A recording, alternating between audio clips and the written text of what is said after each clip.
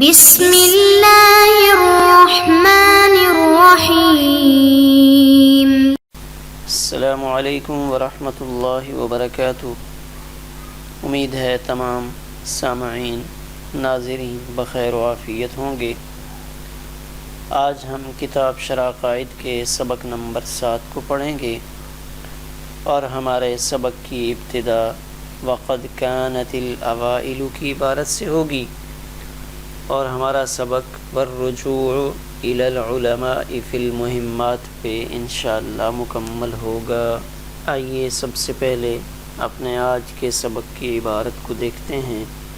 بسم اللہ الرحمن الرحیم۔ وقد كانت الأوائل من الصحابة والتابعين رضوان الله عليهم أجمعين لصفاء عقائدهم ببركة صحبة النبي صلى الله عليه وآله وسلم وقرب العهد بزمانه ولقلة الوقائع والاختلافات وتمكنهم من المراجعة إلى الثقات مستغنين عن تدوين العلمين وترتيبهما أبوابا وفصولا وتقرير مقاصدهما فروعا وأصولا إلى أن حدثت الفتن بين المسلمين والبغي على أئمة الدين وظهر اختلاف الآراء والميل إلى البدع والأهواء وكثرت الفتاوى والواقعات والرجوع إلى العلماء فی المہمات۔ اب ہم اپنے آج کے سبق کی عبارت کا ترجمہ دیکھتے ہیں۔ وقد كانت الاوائل، اور تھے پہلے حضرات یعنی صحابہ کرام اور تابعین رضوان اللہ علیہم اجمعین، ان کے عقائد کے صاف ہونے کی وجہ سے ببرکت صحبت النبی، نبی علیہ السلام کی صحبت کی برکت سے، وقرب العہد بزمانہ، اور نبی کریم صلی اللہ علیہ وسلم کے زمانہ سے قریب ہونے کی وجہ سے، ولقلۃ الوقائع والاختلافات، واقعات اور اختلافات کے کم ہونے کی وجہ سے، وتمکنہم، اور قابل اعتماد حضرات کی طرف رجوع کرنے پر قادر ہونے کی وجہ سے، مستغنین عن تدوین العلمین، یہ حضرات یعنی صحابہ کرام اور تابعین بے نیاز تھے ان دونوں علموں کی، یعنی علم الشرائع والاحکام اور علم التوحید والصفات یعنی فقہ اور علم کلام کی تدوین سے، اور ان دونوں کی ترتیب سے، ابواب اور فصول کے اعتبار سے، اور ان دونوں کے مسائل کی تقریر سے، فروع اور اصول کے اعتبار سے، الی ان حدثت الفتن، یہاں تک کہ مسلمانوں کے درمیان فتنے پیدا ہو گئے اور ائمہ دین کے خلاف بغاوت کا غلبہ ہو گیا، وظہر اختلاف الآراء، اور آراء کا اختلاف ظاہر ہوا، بدعت اور خواہش نفس کی تکمیل کا میلان ظاہر ہوا، اور فتاوی یعنی نئے نئے مسائل اور واقعات کی کثرت ہو گئی، اور والرجوع الی العلماء فی المہمات، اور اہم مسائل میں علماء کی طرف لوگوں کا رجوع بکثرت ہوا۔ وقد كانت الاوائل من الصحابة، ہمارا آج کا سبق وقد كانت الاوائل من الصحابة سے شروع ہو رہا ہے۔ یہاں سے ایک سوال کا جواب دیا جا رہا ہے، ایک اعتراض کہ حدیث پاک میں آیا ہے کل بدعۃ ضلالہ اور شر الامور محدثاتها۔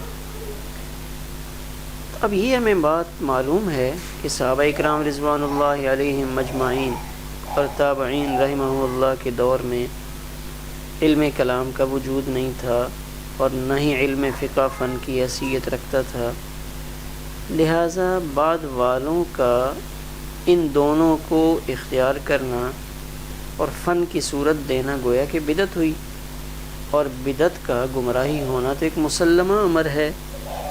پھر ان دونوں علوم میں خصوصاً علم کلام میں مشغول ہونا کیسے درست ہے؟ ایک سوال ہے۔ وقد كانت الاوائل من الصحابۃ سے شارح اس سوال کا جواب دے رہے ہیں کہ صحابہ اکرام رضوان اللہ علیہم اجمعین اور تابعین رحمہ اللہ تعالی اس کے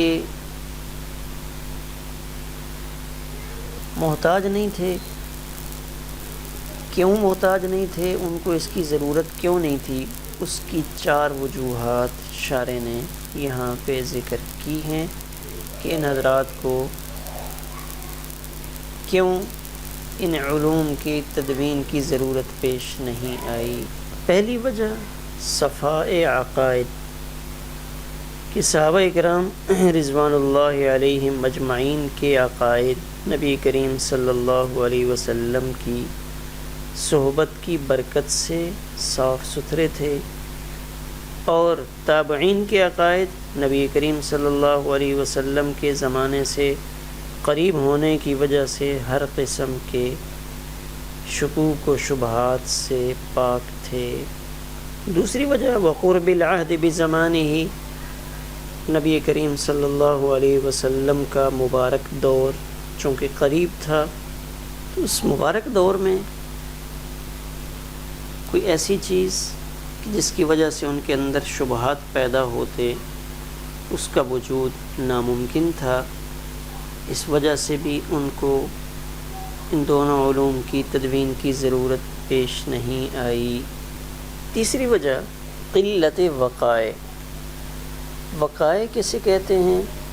وہ امور جو آدمی کو علماء سے سوال پر مجبور کریں، تو ان کے دور میں واقعات کی قلت تھی۔ وجہ اس کی یہ تھی کہ وہ قلیل دنیا پر اکتفا کرتے تھے، جس کی وجہ سے وہ معاملات کثیرہ میں مشغول ہی نہیں ہوتے تھے، یعنی دنیاوی معاملات میں ان کا اتنا اشتغال نہیں ہوتا تھا کہ نئے نئے مسائل پیدا ہوں اور ان کو اس کی ضرورت پیش آئے۔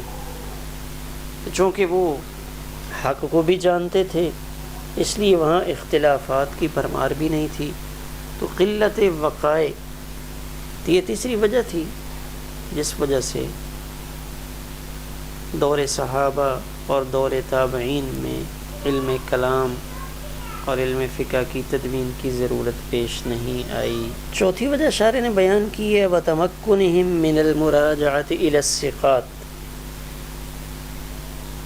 کہ ان کے ہاں یہ صورتحال تھی کہ صحابہ اکرام رضوان اللہ علیہم اجمعین میں جو چھوٹے تھے وہ اپنے بڑوں کی طرف رجوع کیا کرتے تھے، اور حضرات تابعین یہ حضرات صحابہ اکرام رضوان اللہ علیہم اجمعین کی طرف رجوع کرتے تھے، اور ایسے ثقہ قابل اعتماد شخصیات موجود تھیں کہ اگر ان کو کوئی شبہ پیش آتا تو وہ فوراً حل کر لیا جاتا۔ تو شارح نے یہ 4 وجوہات بیان فرمائیں کہ دور صحابہ اور دور تابعین میں علم کلام کی تدوین سے یہ حضرات مستغنی رہے۔ ہمارے سبق میں وَتَقْرِيرِ مَقَاصِدِهِمَا فُرُوعًا وَأُصُولًا، مقاصد مقصد کی جمع ہے۔ لفظ مقاصد بمعنی مسائل ہے، اور مسائل کو مختلف انداز سے تعبیر کیا جاتا ہے۔ وہ مرکب تام جو صدق اور کذب کا احتمال رکھتا ہو اس کو حکم پر مشتمل ہونے کی وجہ سے قضیہ کہا جاتا ہے، اور صدق و کذب کے احتمال کی وجہ سے خبر کہا جاتا ہے، اور اس اعتبار سے کہ اس کو دلیل سے طلب کیا جاتا ہے اسی کو مطلوب بھی کہتے ہیں، اور اس اعتبار سے کہ وہ دلیل سے حاصل ہے اس کو نتیجہ بھی کہتے ہیں، اور اس اعتبار سے کہ اس کے متعلق سوال کیا جاتا ہے اس کو مسئلہ بھی کہتے ہیں۔ تو ذات متحد ہے اور تعبیرات کا اختلاف یہ اختلاف اعتبارات کی وجہ سے ہے۔ ظہر اختلاف الآراء والمیل الی البدع والاہواء۔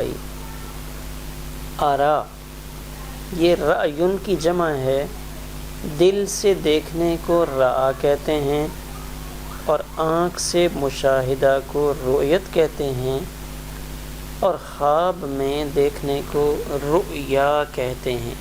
گویا کہ تین تعبیرات ہیں، دل سے دیکھنے کو رأا، آنکھ سے دیکھنے کو رؤیت، اور خواب میں دیکھنے کو رؤیا کہتے ہیں۔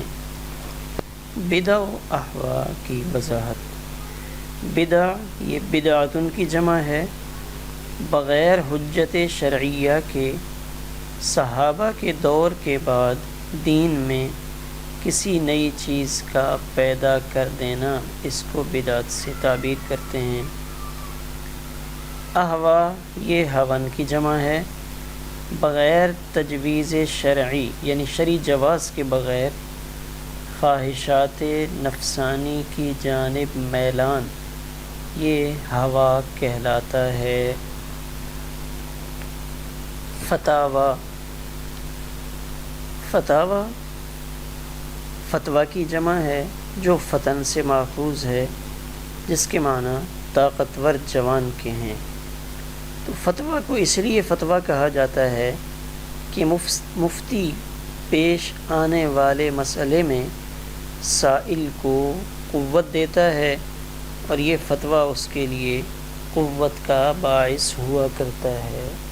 الی ان حدثت الفتن بین المسلمین، یعنی ان دونوں علوم کے بارے میں اس وقت سوچنا پڑا جب مسلمانوں کے اندر فتنے پیدا ہو گئے، معتزلہ، خوارج، جبریہ، اور ائمہ دین کے خلاف علم بغاوت بلند ہو گیا، اور علماء کے اوپر ظلم ڈھائے گئے، جیسے حجاج بن یوسف کے زمانے میں علماء پر بہت ظلم ہوا۔